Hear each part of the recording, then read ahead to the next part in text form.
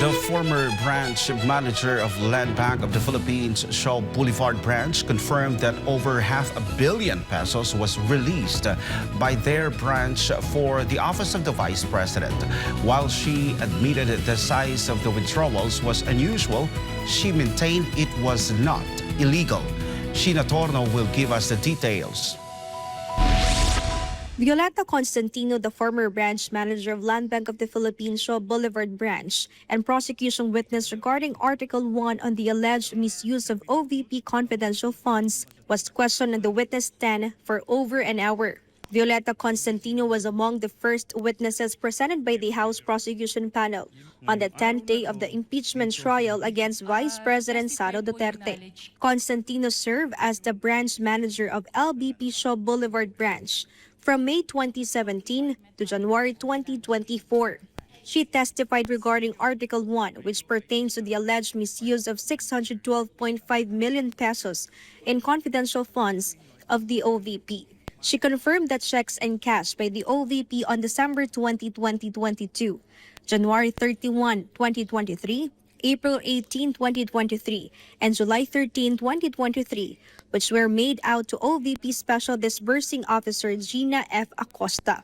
Constantino has extensive knowledge as she personally oversaw and processed the encashment of the 4 OVP checks worth 125 million pesos each. Constantino detailed the step-by-step process of how OVP staff received the millions of pesos in withdrawals from LBP. So pag-forward sa teller, ano na po ang susunod na mangyayari kung meron man po? Pag po na-approve na rin po ng approver, tatawagin na po niya si Ms. Gina Acosta para po mapareceive niya po yung cash. Okay. So sabi ninyo, tatawagin ni approver si Ms. Gina Acosta para tanggapin na yung cash. Tatawagin ni teller si Ms. Gina Acosta para Ipareceive na po yung ipa-receive na yung cash. Ano na po ang susunod mangyayari? Since malaki din nga po yung amount, ina-guide po si Gina Acosta papasok po sa backroom para po doon i-release yung cash. Constantino added that the OVP staff placed the money into 3 to 4 bags, each about the size of a dream bag. Despite this, the defense team of the vice president opted not to conduct a cross-examination. Instead, they filed a manifestation for a stipulation regarding the mentioned checks.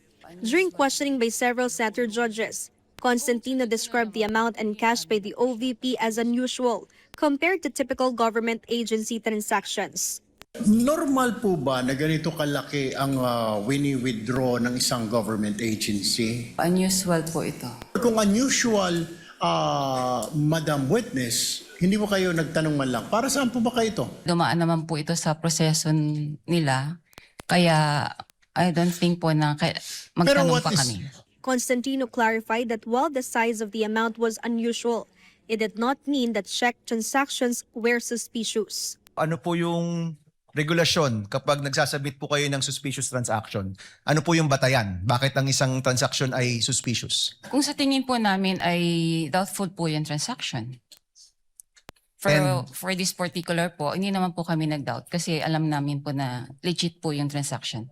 Although the amount exceeded the threshold governed by the Anti-Money Laundering Council or AMLC regulations, Constantino chose not to provide further details on the matter.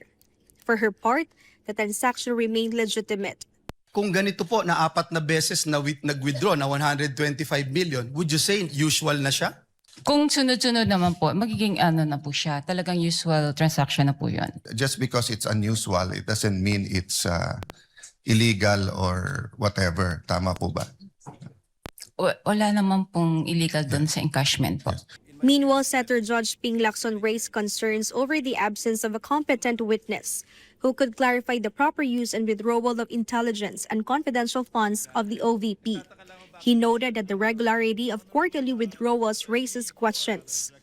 Thus, having an expert to clarify the matter is crucial to assist the Senate Impeachment Court in reaching a proper judgment. In my previous life, sa intelligence, sa law enforcement, ang natatandaan ko kasi limited yung purpose ng intelligence at saka confidential fund.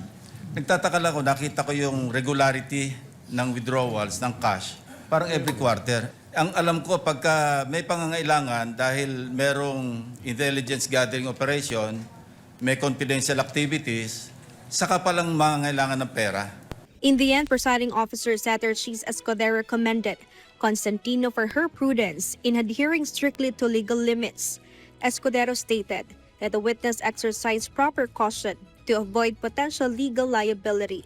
The confidentiality with respect to bank officers are indeed provided for in the AMLC. That bank officers are those authorized to report.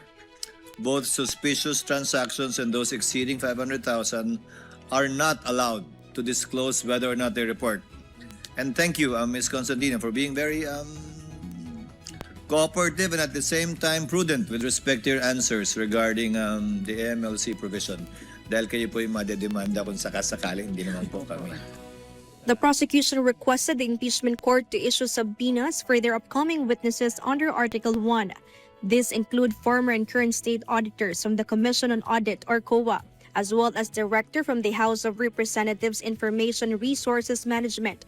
Meanwhile, majority senators will hold a caucus to finalize the schedule of the impeachment trial from Mondays to Wednesdays. For God and for my beloved Philippines, this has been Sheena Torno, SMNI News.